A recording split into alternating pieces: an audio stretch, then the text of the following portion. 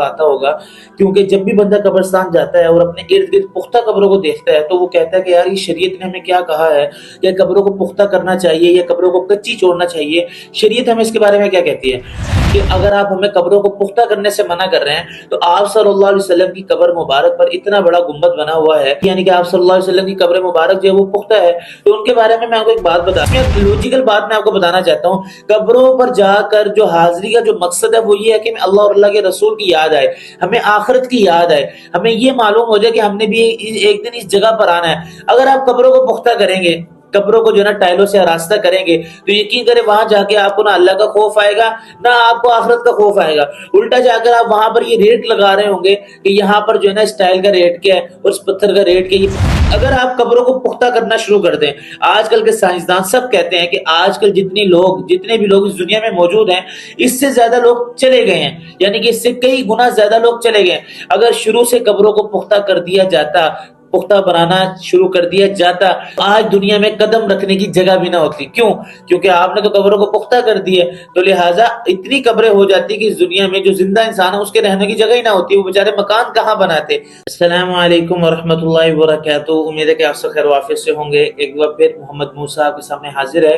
اور ایک امپورٹنٹ سوال لے کر حاضر ہوا ہے۔ یقین کریں یہ سوال ایسا ہے کہ ہر بندے کے ذہن میں یہ سوال آتا ہوگا، کیونکہ جب بھی بندہ قبرستان جاتا ہے اور اپنے ارد گرد پختہ قبروں کو دیکھتا ہے تو وہ کہتا ہے کہ یار یہ شریعت نے ہمیں کیا کہا ہے، کہ قبروں کو پختہ کرنا چاہیے یا قبروں کو کچی چھوڑنا چاہیے، شریعت ہمیں اس کے بارے میں کیا کہتی ہے۔ تو آج میں آپ کے سامنے سمپل سی بات کروں گا اور شریعت کا حکم بھی بتاؤں گا، اور ہماری چند کوتاہیاں ہیں، چند ہماری غلطیاں ہیں وہ بھی بتاؤں گا، پھر آپ کو معلوم ہو جائے گا کہ ہم کس کو فالو کر رہے ہیں، کہ ہم شریعت کو فالو کر رہے ہیں کہ ہم اپنی دلی خواہش کو فالو کر رہے ہیں۔ تو چلیے سٹارٹ کرتے ہیں۔ سب سے پہلی بات تو یہ ہے کہ قبروں کو پختہ کرنا چاہیے یا نہیں کرنا چاہیے، اس کے بارے میں ہمیں ایک حدیث مبارکہ حضرت جابر رضی اللہ تعالیٰ عنہ سے ملتی ہے کہ قبروں کو اللہ کے نبی نے پختہ کرنے سے منع کیا اور اس کے اوپر عمارت بنانے سے بھی اللہ کے نبی نے ہمیں منع کیا۔ یہ حدیث میں آپ کے سامنے رکھ رہا ہوں، آپ دیکھ بھی سکتے ہیں۔ تو معلوم ہو گیا کہ ہمیں قبروں کو پختہ کرنے سے منع کیا گیا۔ نمبر 2 پر اب ایک بندہ سوال کرتا ہے کہ اگر آپ ہمیں قبروں کو پختہ کرنے سے منع کر رہے ہیں تو آپ صلی اللہ علیہ وسلم کی قبر مبارک پر اتنا بڑا گنبد بنا ہوا ہے، یعنی کہ آپ صلی اللہ علیہ وسلم کی قبر مبارک جو ہے وہ پختہ ہے،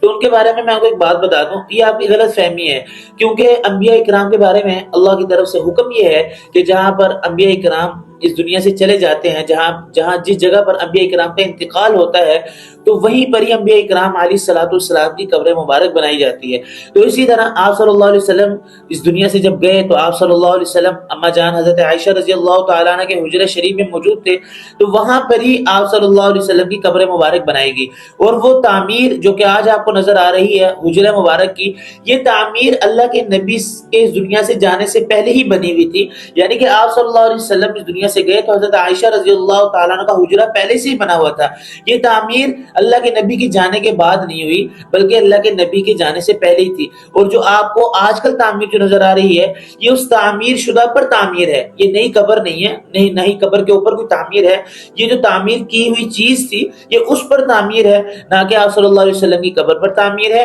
نہ کہ آپ صلی اللہ علیہ وسلم کی قبر کے اوپر تعمیر ہے، بلکہ جو پہلے سے حجرہ بنا ہوا تھا یہ اسی پر تعمیر ہے۔ تو گویا کہ معلوم ہو گیا کہ آپ صلی اللہ علیہ وسلم کی جو قبر مبارک ہے وہ بالکل کچی ہے۔ اور اس کے بعد آپ آگے جنت البقیع میں بھی دیکھ لیں، آپ کو حضرات صحابہ کرام رضی اللہ تعالی عنہم اجمعین جو کہ مکمل طور پر متبع سنت تھے، جو کہ مکمل طور پر اللہ اور اللہ کے نبی کی بات کو ماننے والے تھے، ان کی بھی آپ قبر مبارک کو دیکھ لیں بالکل کچی ہیں۔ تو معلوم ہو گیا کہ قبریں جو ہوتی ہیں وہ کچی ہیں اور شریعت کا یہی حکم ہے۔ اب آیا کہ ہمارے ہاں جو عمومی ماحول بن گیا ہے کہ جب بھی بندہ اس دنیا سے جاتا ہے تو اس کے گھر والوں کی خواہش ہی ہوتی ہے کہ وہ اپنے جو بندہ چلا گیا اس کی قبروں کو پختہ کرے اور اس کو زینت بخشے، اس کے لیے وہ مہنگی سے مہنگی ٹائلیں منگاتے ہیں، مہنگی سے مہنگی جو ہے نا پتھر منگاتے ہیں۔ تو بات یہ ہے کہ شریعت کا حکم یہ ہے کہ قبروں کو کچا رکھنا چاہیے۔ کیوں؟ اب اس میں لوجیکل بات میں آپ کو بتانا چاہتا ہوں، قبروں پر جا کر جو حاضری کا جو مقصد ہے وہ یہ ہے کہ ہمیں اللہ اور اللہ کے رسول کی یاد آئے، ہمیں آخرت کی یاد آئے،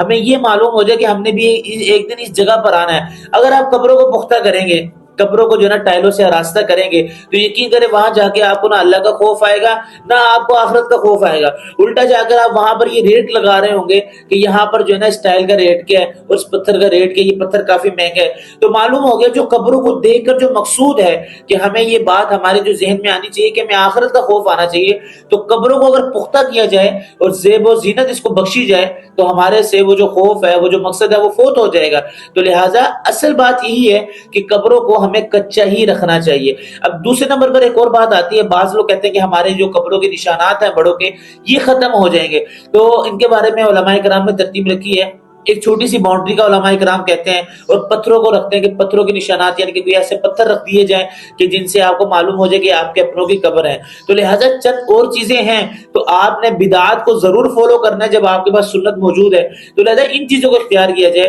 اور اگر آپ قبروں کو زیب و زینت دیں گے آپ کا ٹائم علیحدہ خرچ ہوگا, آپ کے پیسے علیحدہ خرچ ہوں گے, اور آپ بدعت میں علیحدہ سے مشغول ہوں گے. تو لہٰذا سنت کو فالو کیجیے. ایک اور لوجیکل بات میں آپ کو بتاتا ہوں, اگر آپ قبروں کو پختہ کرنا شروع کر دیں, آج کل کے سائنسدان سب کہتے ہیں کہ آج کل جتنے بھی لوگ اس دنیا میں موجود ہیں اس سے زیادہ لوگ چلے گئے ہیں, یعنی کہ اس سے کئی گنا زیادہ لوگ چلے گئے. اگر شروع سے قبروں کو پختہ کر دیا جاتا, پختہ بنانا شروع کر دیا جاتا, آج دنیا میں قدم رکھنے کی جگہ بھی نہ ہوتی. کیوں؟ کیونکہ آپ نے تو قبروں کو پختہ کر دیا, تو لہٰذا اتنی قبریں ہو جاتی کہ اس دنیا میں جو زندہ انسان ہے اس کے رہنے کی جگہ ہی نہ ہوتی, وہ بیچارے مکان کہاں بناتے. تو لہٰذا ایک حکمت یہ بھی ہے, تو لہٰذا قبروں کو شریعت کے مطابق کچا بنایا جائے. اگر اس کو تھوڑا سا آپ نے مضبوط کرنا ہے تو آپ وہ جو ایک جاندار قسم کی مٹی ہوتی ہے وہ اوپر سے لیپ دی جاتی ہے, تو سال میں 1-2 مرتبہ اس کو ضرور لیپ دیا کریں. تو آپ کے جو اپنے اس دنیا سے چلے گئے ہیں ان کا نشانات بھی باقی رہیں گے, ان کی قبریں بھی پختہ رہیں گی, اور آپ کو کوئی